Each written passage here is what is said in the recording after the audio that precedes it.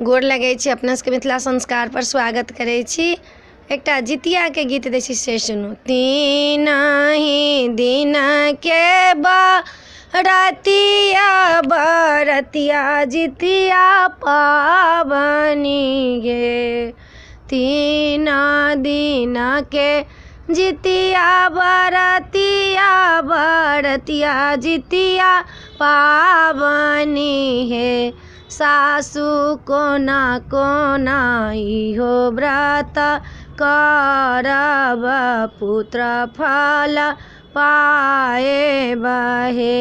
सासु कोना कोना इहो व्रत करब पुत्र फल पाएब हे। गंगा तह नहाक सूरज गोर लाग हे। पुतहु जीत जीत बहना के पूजिया तिलक तो लगाए लिया हे। पुतहु जीत जीत बहना के पूजिया तिलक तो लगाए लिया हे। बेली के माला बनबिहा की गुथी गुचरबिहा हे। पुतहु चूल्हो सियारो के मनाए लिहा जितिया व्रत पूरा है तो हे। पुतहु चूल्हो सियारो के मनाए लिहा जितिया व्रत पूरा है तो हे। झिमनी के पाता बड़ प्यारा छानी फूल बड़ प्यारा छानी हे। पुतहु डाँड़ के तो डरवा खरीद लिहा जीत बहन चढ़ाए लिहा हे।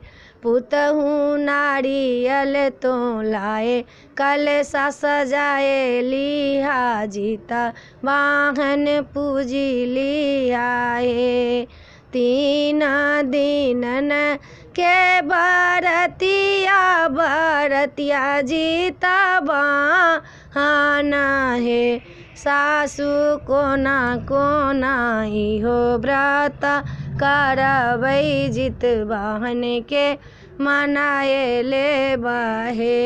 पुतहु एना एना व्रत तोहे करिहा जीत बहन के मनाए लिया हे।